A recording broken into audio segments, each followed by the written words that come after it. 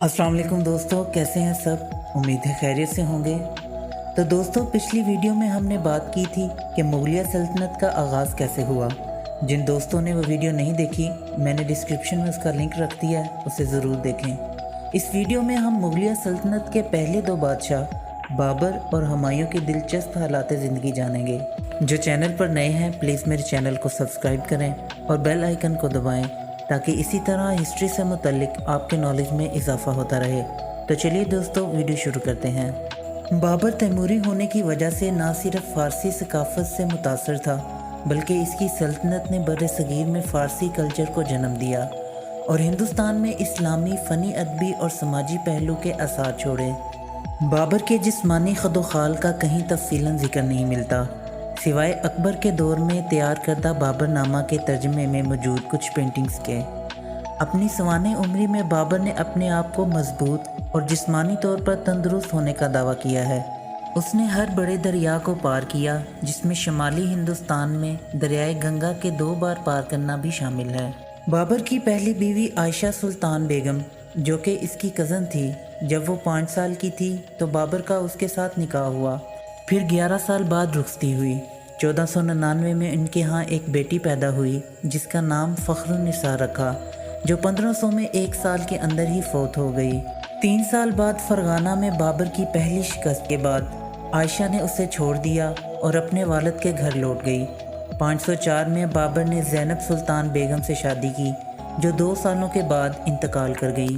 1506 के अरसे में बाबर ने 4 ख़वातीन से शादी की: माहम बेगम, मासूमा सुल्तान बेगम, गुले रुख बेगम और दिलदार बेगम।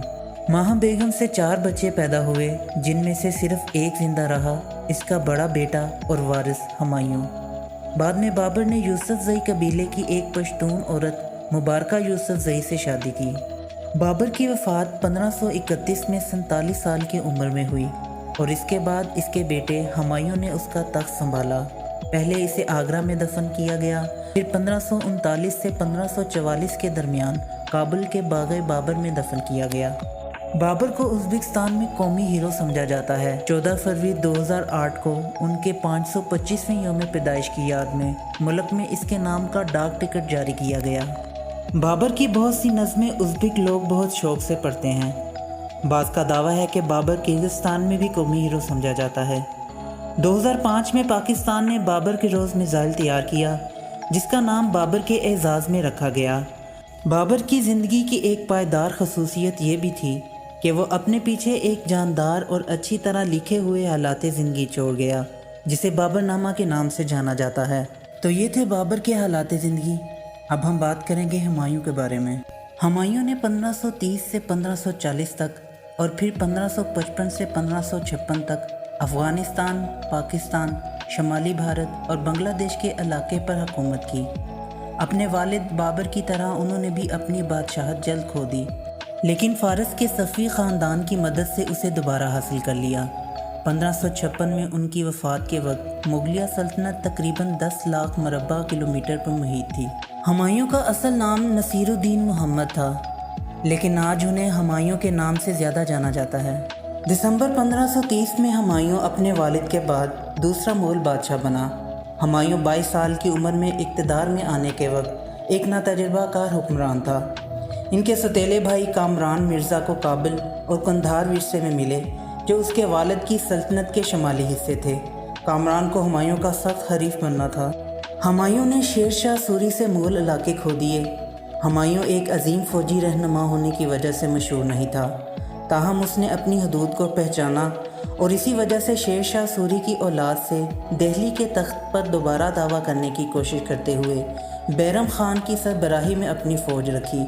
ये दानिशमंदाना कदम साबित हुआ, क्योंकि बैरम ख़ान हुमायूं के लिए दारुल हुकूमत पर कब्ज़ा करने में कामयाब रहा। हुमायूं के फ़ारस से वापसी के साथ फ़ारसी रईसों की एक बड़ी तादाद भी आई और इसने मुग़ल दरबारी सकाफ़त में एक अहम तब्दीली की। ख़ानदान के वस्ती एशियाई माखज़ बड़ी हद तक फ़ारसी फ़न तामीर, ज़ुबान और अदब के असरात से छाए हुए थे। हिंदुस्तान में कई पत्थरों की नक्काशी और हज़ारों फ़ारसी लिटरेचर हैं जो हुमायूं के दौर के हैं। इसके बाद हुमायूं ने बहुत कम अरसे में सल्तनत को मज़ीद वुसअत दी और अपने बेटे अकबर के लिए काफ़ी विरासत छोड़ी। 26 जनवरी 1556 में लाइब्रेरी की छत से हादसाती तौर पर गिरने से इसका इंतकाल हो गया और इसके सर पर गहरी चोट आई। पंजाब से शहजादा अकबर को बुलाने के लिए तेज़ रफ्तार इंतजाम किए गए। कुछ दिनों तक इसकी मौत की खबर को खुफिया रखा गया। इसकी वफ़ात का ऐलान करके अकबर को मुगलिया सल्तनत का तीसरा बादशाह बना दिया गया। दिल्ली में इसका मकबरा, जो इसकी वफ़ात के कई साल बाद तमीर हुआ था, मुग़ल फ़न तामीर के अजीम शाहकारों में से पहला मकबरा है।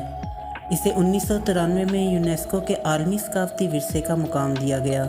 हुमायूं को पुरअमन शख्सियत और सब्र तहम्मुल के लिए जाना जाता था, जिसकी वजह से इन्हें मुग़ल बादशाहों में इंसान कामिल का लक़ब दिया गया।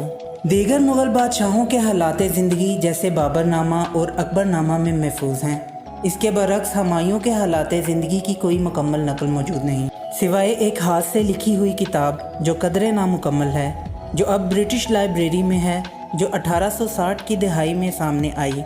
एनेट बेवरिज ने 1901 में इसका अंग्रेज़ी तर्जुमा शाया किया और अंग्रेज़ी और बंगाली एडिशन 2000 से शाया हो रहे हैं। तो दोस्तों, ये थी आज की वीडियो को लाइक करें और मेरे यूट्यूब चैनल को सब्सक्राइब करें। फिर मिलते हैं एक नई वीडियो के साथ, तब तक के लिए इजाज़त दें। अल्लाह हाफिज़।